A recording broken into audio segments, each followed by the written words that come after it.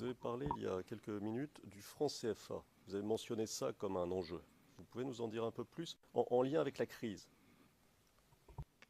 Mais oui, oui, parce qu'il y avait un projet, je crois bien, le président même, il y avait un projet de créer notre propre monnaie et de sortir de CFA. Et ça, je crois que c'est ça même qui était à la base de tous les problèmes. C'était difficile que la Côte d'Ivoire sorte du CFA. Est-ce que vous pouvez dire à cette chambre ce que c'est le franc CFA? C'est-à-dire ce qu'il a de particulier par rapport à une monnaie normale? Mais le franc CFA, ça appartient à plusieurs pays de l'Afrique ouest africaine qui sont associés, qui ont leur monnaie unique et qui est garantie par, je crois, le Trésor français ou par la France. Voilà.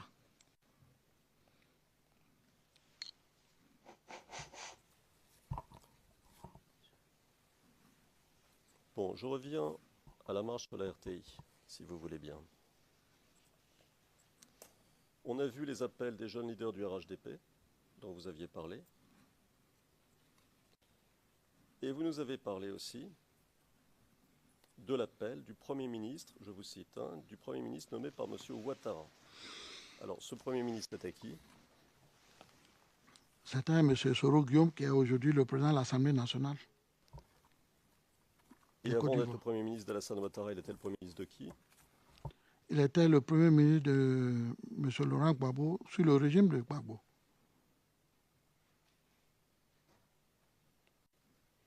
Alors, page 89, ligne 12 de votre témoignage du 8 mars 2016, vous dites, je vous cite, son appel, donc vous faites référence à l'appel de Guillaume Soro, a été fait devant les forces républicaines. Alors, Monsieur le Président, nous allons passer une vidéo.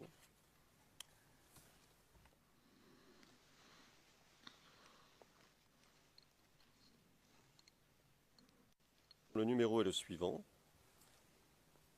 CIV-0001-0570. C'est un time code. 2 minutes 41 à 3 minutes 30. 2 minutes 41 à 3 minutes 30.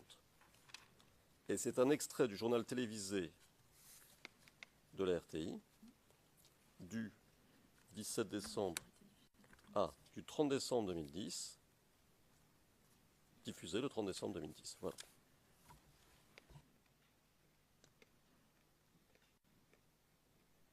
Soldats, militaires, je vais à la radio-télévision ivoirienne pour installer le nouveau directeur général de cette télévision parce que le président de la République me l'a demandé. Vous devez vous tenir prêts. Donc, il faut que vous vous mobilisiez. Jeudi, nous allons à la télévision. Je compte sur vous. Et le moral? Non, et le moral? Voilà. Comme tous les deux patrons ont déjà parlé, nous n'avons rien à dire encore. Donc, il faut qu'on soit prêt pour le jeudi. 45 heures, rassemblement à la piscine. Et tous vos équipements militaires de combat. L'amusement est fini.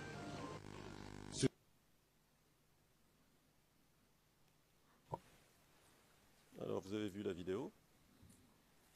Oui, maître. Parfait. La personne qui parlait au début, c'était qui? C'était le Premier ministre, M. Soro Guillaume. D'accord. À votre avis, où se trouvait-il quand il a fait ce discours? Là, ils sont à l'hôtel de golf. Alors, vous nous en avez un peu parlé ces derniers jours, mais qu'est-ce que c'est l'hôtel du Golfe?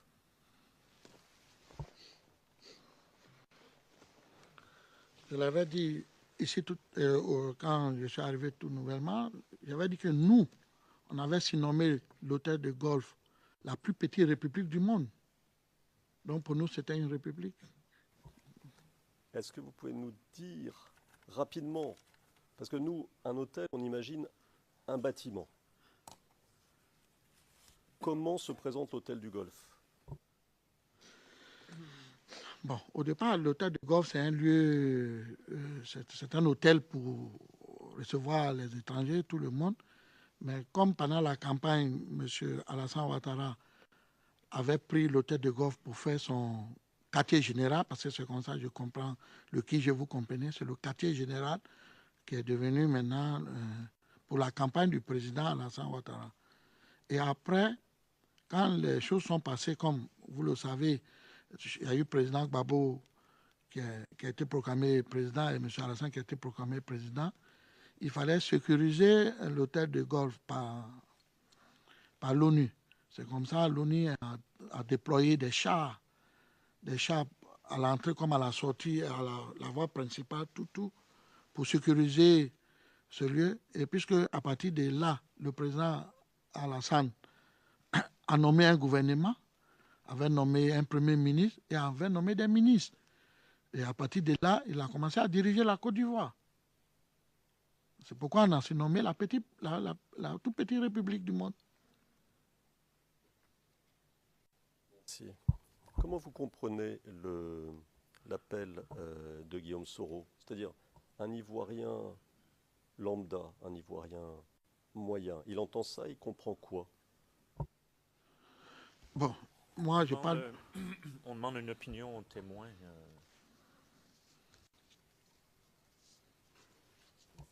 Alors, Monsieur le Président. Sorry, Your Honor. Le procureur, je vous prie de m'excuser, Monsieur le Président. On sollicite un avis de la part du témoin. Le Président, je pense que le Conseil a changé de formulation à la dernière minute. Il a demandé quel est votre avis et j'aimerais que vous reformuliez votre question afin d'obtenir une réponse qui ne soit pas un avis mais plutôt un fait. Juste une remarque.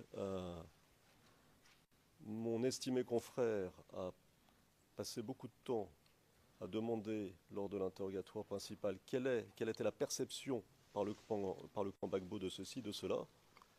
C'est exactement la même chose, formulée différemment. Mais ça, c'est une remarque en passant. Deuxièmement,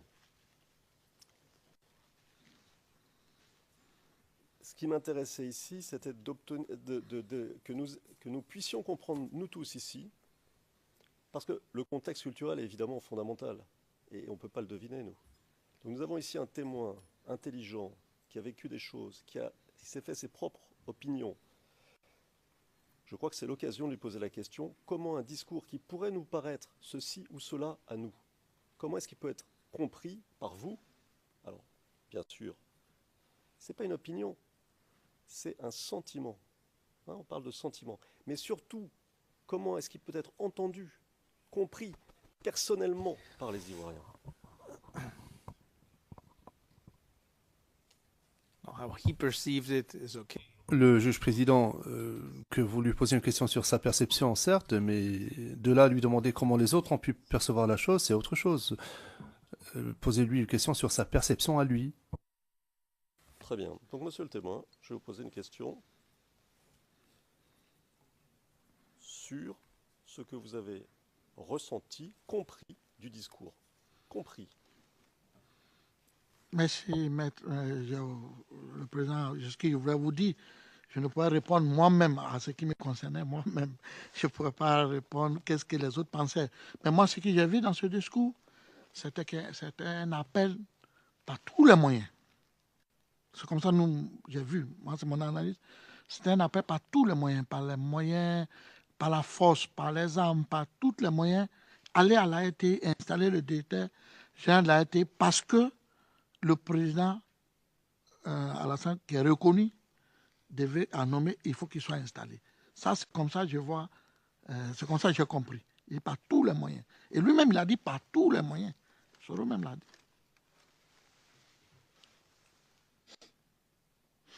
Alors ensuite, la personne en uniforme qui parle, vous l'avez reconnue?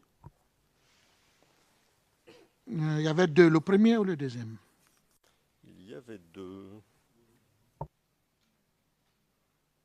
Alors on va faire un arrêt sur l'image, si vous permettez, monsieur le président.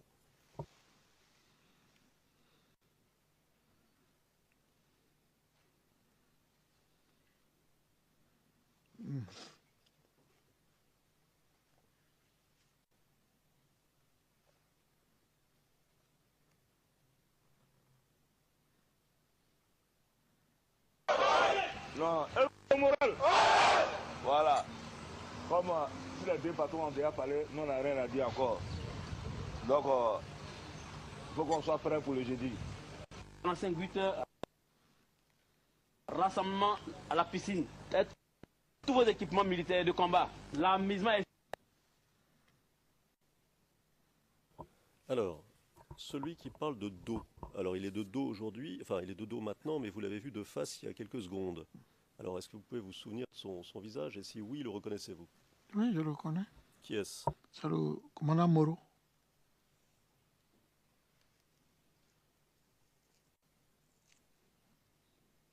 Ça, c'est Moro. Et avant, il y avait un autre monsieur. Qui est-il? Oui. Lui, c'est le commandant Isaka Ouattara dit Ouattao. C'est lui que j'avais expliqué ici qui m'avait sauvé la vie. Et je pense qu'il a dû sauver la vie de beaucoup des Ivoiriens qui étaient proches de Gbagbo. Il a sauvé la vie de beaucoup d'Ivoiriens. Qu'est-ce que vous voulez dire? Je vais dire que pendant la crise, pendant qu'ils avaient arrêté le président Gbagbo, il y a des cadres qui étaient cachés et qui ont demandé qu'ils les sauvent, même au niveau de l'hôtel de golf, lorsque les jeunes gens lâchaient, frappaient le gouverneur de la BCAO. C'est lui qui est venu le prendre comme un bébé, qu'il a soulevé pour le faire monter en chambre. Alors qu'on comprenne bien, Oui, parce que c'est important bien sûr. oui.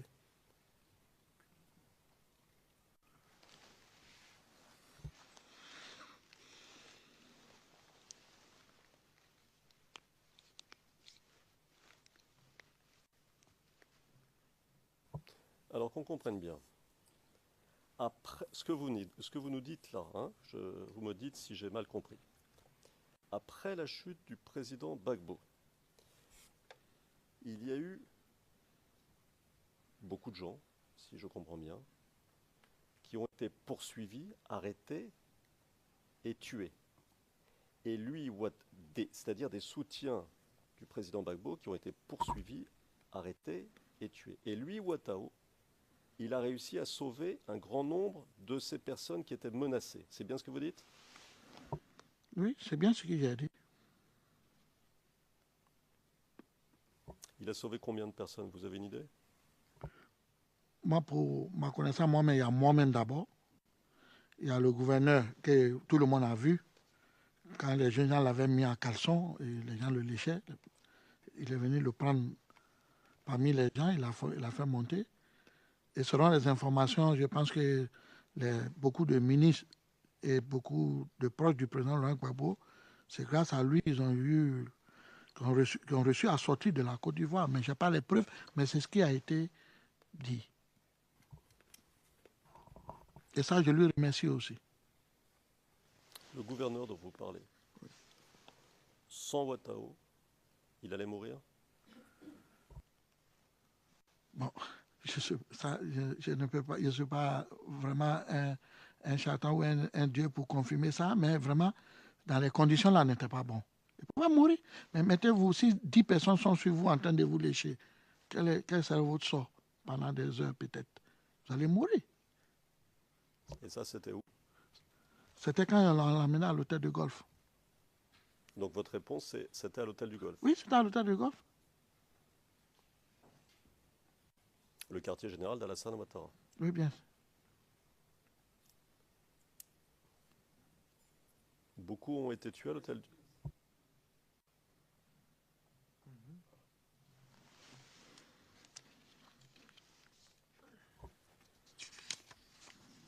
Beaucoup ont été tués à l'hôtel du Golfe. Mais sincèrement, ça, je ne peux pas savoir, parce que je n'ai pas d'informations sur ça.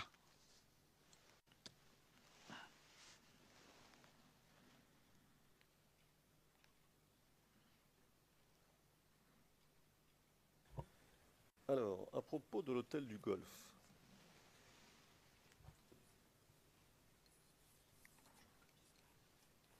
les soldats qu'on a vus là, sur la vidéo, auquel parlait Ouattao, c'était qui? C'était le FRC, la force républicaine que M. Ouattara avait nommée. Depuis quand ils étaient à l'hôtel du Golfe? Ça, je ne peux pas savoir, mais ils sont à l'hôtel Golfe il y a longtemps, je crois, mais je ne peux pas savoir le jour J. Non, non, non, pas le jour. Ouais. Mais ils étaient à l'hôtel Golfe depuis que je crois les élections étaient finies et que les choses ont commencé. D'accord. Vous nous avez dit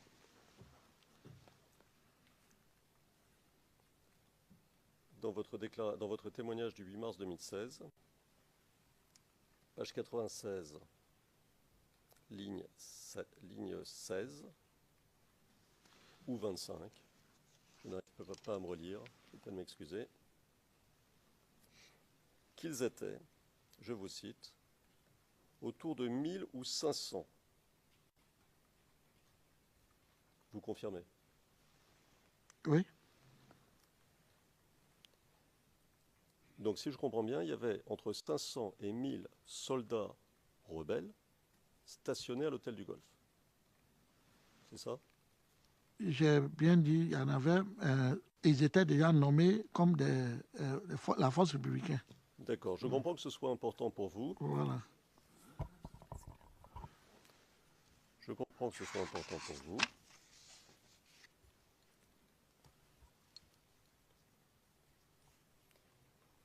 Donc, il y avait entre 500 et 1000 soldats des forces républicaines qu'à l'époque vous appeliez rebelles, c'est bien ça? Oui. D'accord. Étaient-ils bien armés?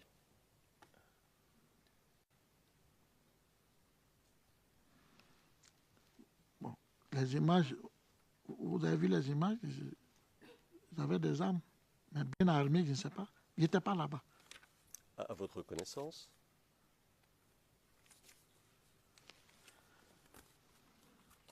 Disposaient-ils d'armes lourdes?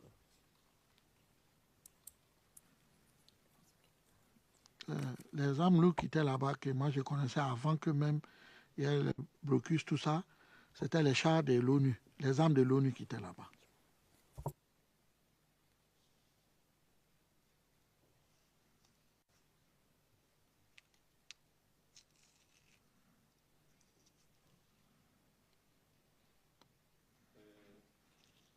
Monsieur le Président, nous allons passer une vidéo dont le numéro est CIV-D15-0002-0157, timecode 039 à 112.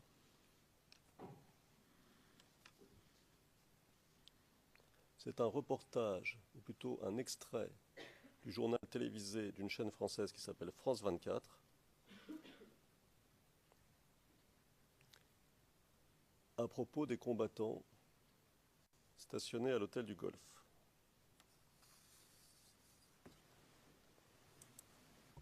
Non, la date du reportage. C'est 16 décembre 2010. C'était diffusé le 16 décembre. Ça a été diffusé le 16 décembre 2010.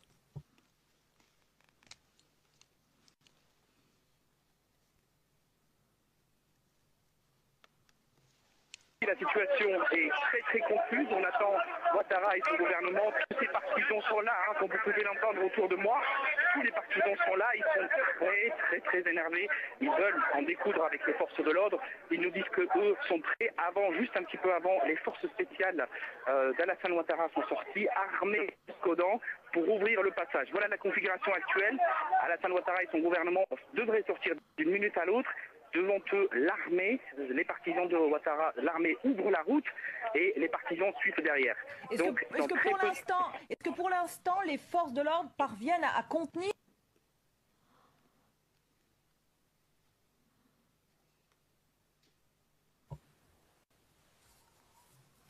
Alors, vous avez vu l'extrait? Oui. Oui. Et Et il est fait mention de force spéciale d'Alassane Ouattara. Je parle de moi, c'est bien force spéciale. Force spéciale d'Alassane Ouattara, armée jusqu'aux dents. Le journaliste français. Objection.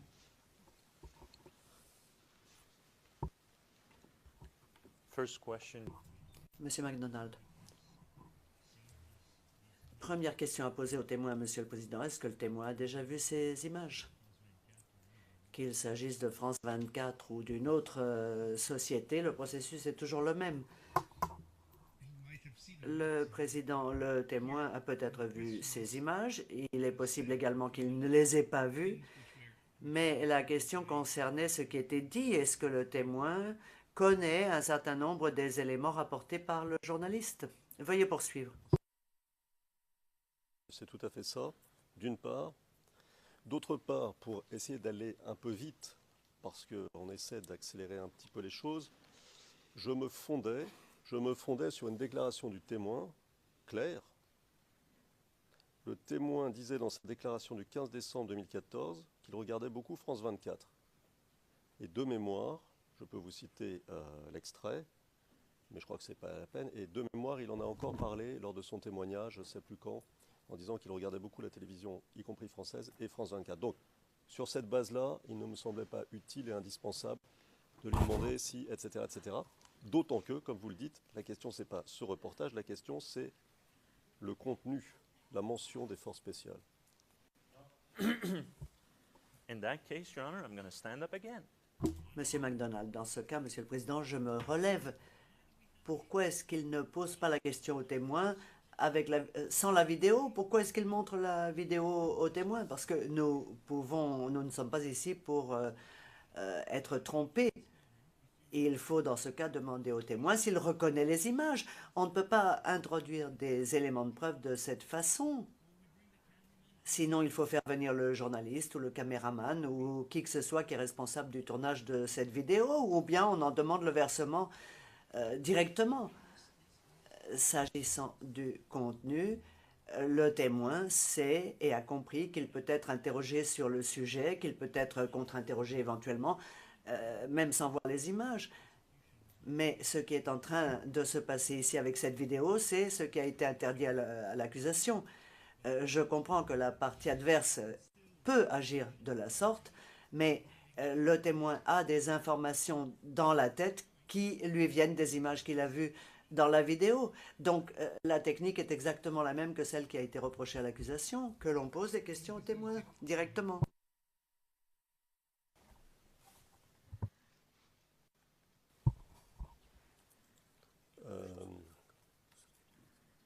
Il me semble qu'il est que montrer une vidéo. Oui, je vais dans ce sens-là et je vais pas y passer du temps, Monsieur le Président, mais il me semble que vous aviez accepté que l'accusation présente des vidéos aussi de cette manière, d'une part. D'autre part, nous sommes en contre-interrogatoire ici, donc il y a une différence de nature néanmoins entre les deux étapes, disons, de la procédure interrogatoire et contre-interrogatoire. Et j'en viens à ma question que j'ai oubliée. C'est quoi ?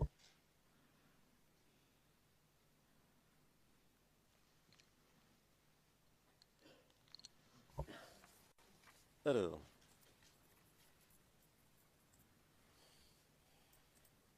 ah oui, alors, monsieur le témoin. Bon, d'abord, ces images, vous les avez déjà vues? Merci, maître. Oui, les images là, je les ai déjà vues. D'accord. Sur France 24. D'accord, bah, très bien. Ça règle l'affaire. Bon, alors, le commentaire est le suivant. Le commentaire du journaliste. Hein. Je vous le rappelle. La situation est très confuse. On attend Ouattara et son gouvernement. Tous ses partisans sont là. Ils sont très énervés. Ils veulent en découdre avec les forces de l'ordre. Et maintenant, les forces spéciales d'Alassane Ouattara sont sorties, donc sorties de l'hôtel du Golfe, hein, on comprend ça dans le reportage, armées jusqu'aux dents, pour ouvrir le passage. Voilà la situation actuelle. Et le journaliste ajoute un peu plus tard, et les partisans suivent derrière. Et l'on voit des images d'hommes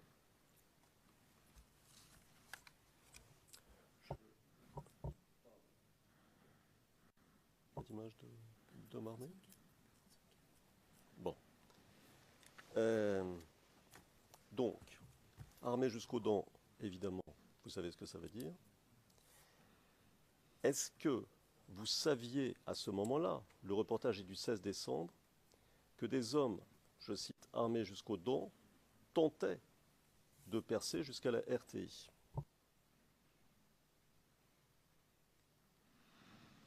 Oui, c'est ce qu'on a dit ici.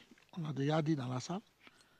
J'ai expliqué que la stratégie, c'est que les gens viennent de l'hôtel de Golfe et que les forces républicaines qui étaient basées là-bas, que la jeunesse a appelé force spéciale peut-être, d'ouvrir le chemin, c'est-à-dire se mettre devant les marcheurs, puisqu'il y avait le blocus, il y avait les FDS, il y avait les blocus qui empêchaient les marcheurs pour venir à la RTI. Donc il fallait ouvrir. Bon, ça c'est des thèmes militaires. Il faut ouvrir le chemin. Ouvrir le chemin comment? Puisque vous allez vous affronter avec d'autres militaires en face de vous. Donc il va y avoir un affrontement militaire. Et que peut-être celui qui va prendre le dessus, que le chemin est ouvert, les marcheurs pourront marcher pour aller.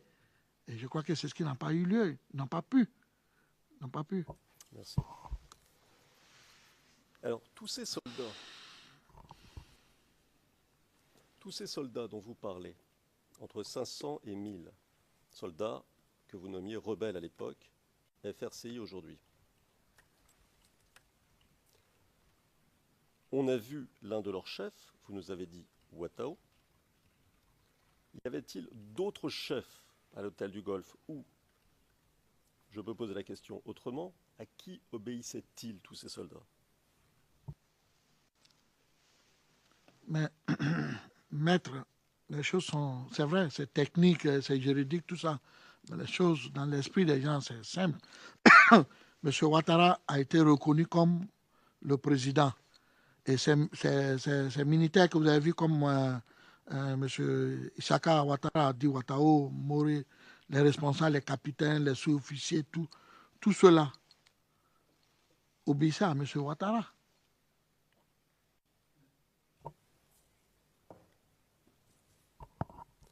Je vais vous reposer la question. On y va. À part Ouattao, y avait-il d'autres chefs de guerre, donc, si je comprends bien ce que vous venez de dire, obéissant à M. Ouattara, mais y avait-il d'autres chefs de guerre présents à l'hôtel du Golfe? À ma connaissance, c'est les deux que j'ai vus, que j'ai donné le nom. Il y avait M. Moro et puis il y avait M. Ouattara. S'il y en avait d'autres, je ne sais pas, je ne les ai pas vus. Ni dans l'image, moi, je n'étais pas à l'hôtel du Golfe. Je ne peux pas savoir qui était là-bas. Et pour les besoins de la retranscription, quand vous dites qu'il y avait M. Ouattara, c'est Ouattao. Hein? Oui, M. Ouattara Isaka dit Ouattao. Dit Ouattao.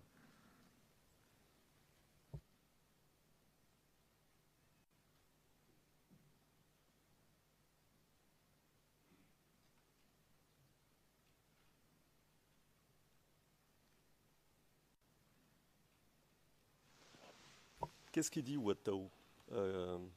Son discours, pour quelqu'un comme vous qui l'entendez à la télévision, vous le prenez comment? Ce que moi j'ai compris et j'ai analysé, il a dit les deux chefs ont parlé. Les deux chefs ont parlé, c'est-à-dire le président de la République, M. Ouattara, et le Premier ministre Roguium ont parlé. C'est les deux chefs qui parlent. Les deux chefs ont parlé et qu'il n'y a plus rien à dire et qu'il n'y a plus d'amusement. C'est ce qu'ils ont dit. Il me semble qu'il a dit autre chose, non? Bon, peut-être je n'ai pas bien compris.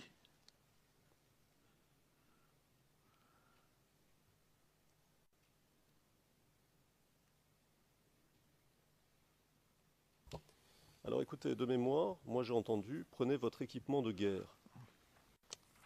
C'est ce que j'ai bien compris? Oui, c'est ce qu'il a dit.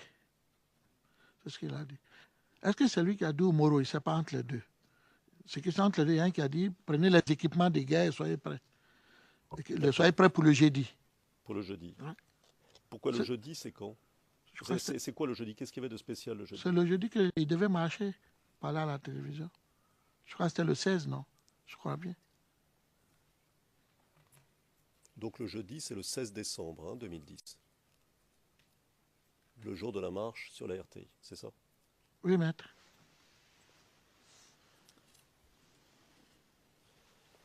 Alors, je repose ma question.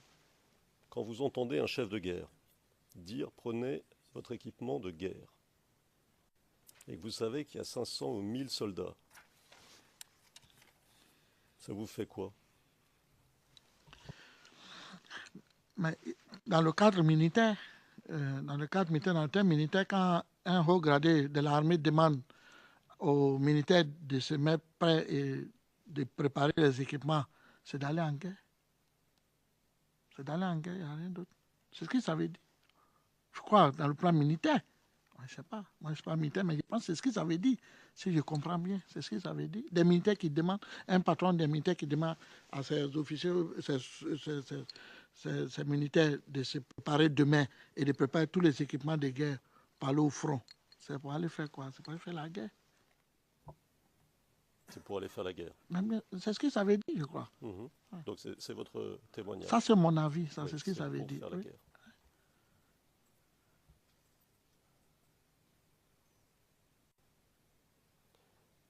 Vous êtes un habitant d'Abidjan?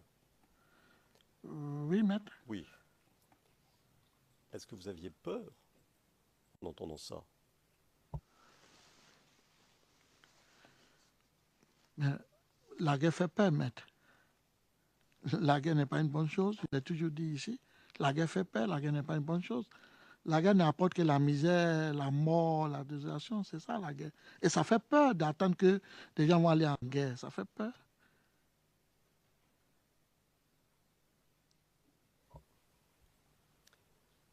Vous nous l'avez dit, ces images ont été tournées un peu avant la marche, peut-être un jour, peut-être 2 jours avant la marche, puisqu'on dit jeudi, n'est-ce pas? Jeudi prochain, il y aura la marche, c'est ce que vous nous avez expliqué.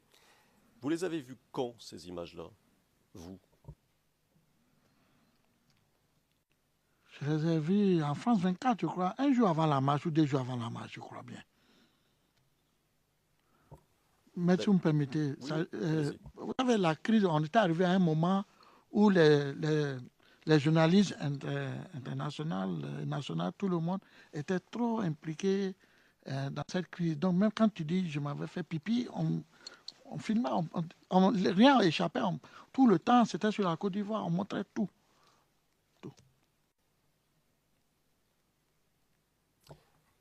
Donc il n'y avait pas grand-chose que les journalistes pouvaient ignorer s'ils avaient voulu les dire. Oui.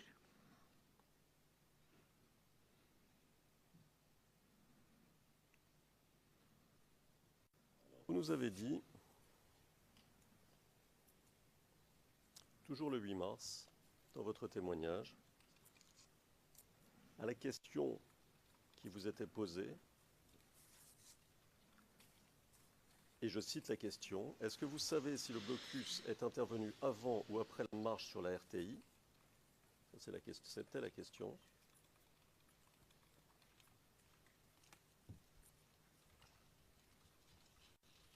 Vous avez répondu, je vous cite, « Je crois bien, c'est quand ça a été commencé qu'il devait y avoir la marche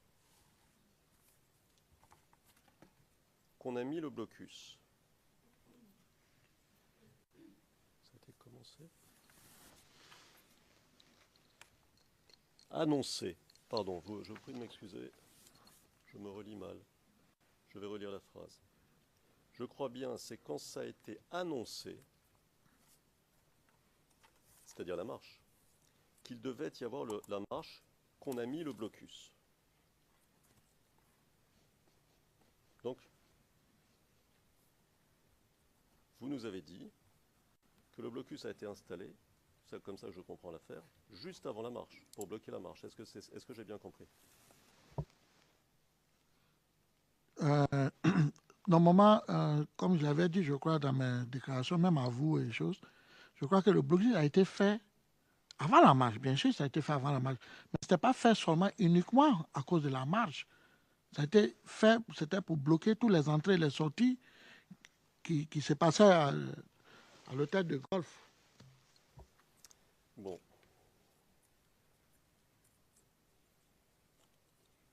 C'est pas ce que vous avez dit, hein? J'ai dit quoi? Je répète votre réponse. Je crois bien, c'est quand ça a été annoncé qu'il devait y avoir la marche, qu'on a mis le blocus. Et qu'est-ce qu'il vous dit le procureur à ce moment-là?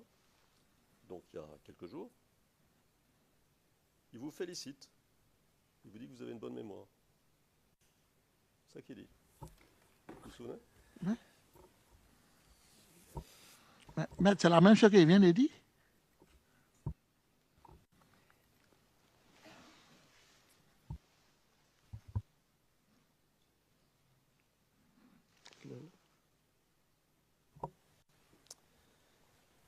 Alors,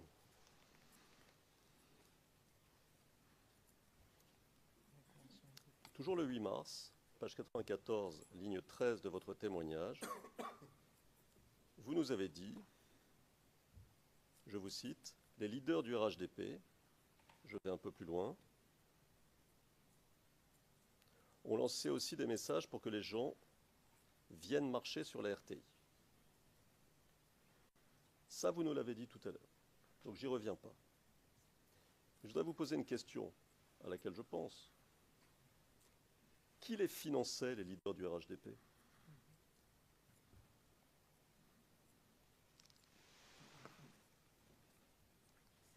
Maître, je ne sais pas du RHDP, je ne sais pas où vient les financements. Je ne sais pas. Je ne sais pas où viennent. Je n'ai jamais parlé de ça, je crois, s'il y a un bon mémoire.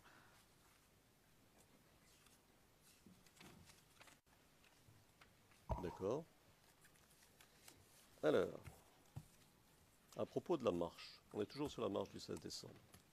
Vous nous disiez, page 94, c'est-à-dire toujours le même 8 mars, il y a quelques jours, ligne 16, des gens venaient de partout,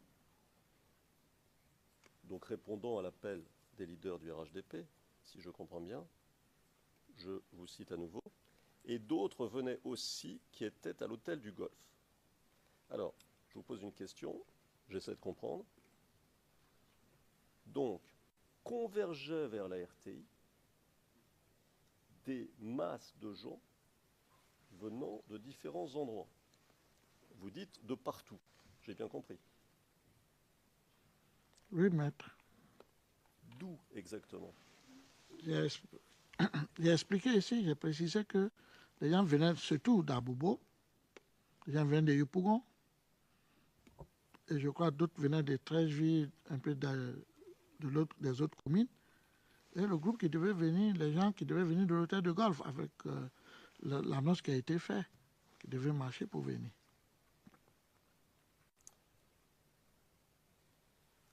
Est-ce qu'à votre connaissance, l'un de ces groupes devait passer à proximité de la résidence présidentielle?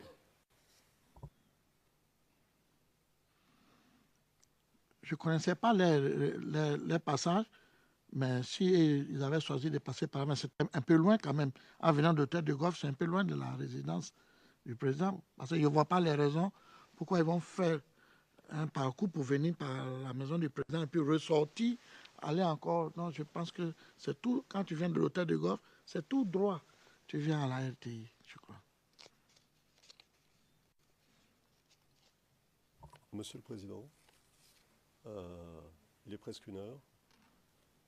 Je crois que... Enfin, je m'en remets à votre décision naturellement. No, I was just waiting. Le Président, j'attendais simplement que vous vous interrompiez au moment le plus opportun, à votre avis.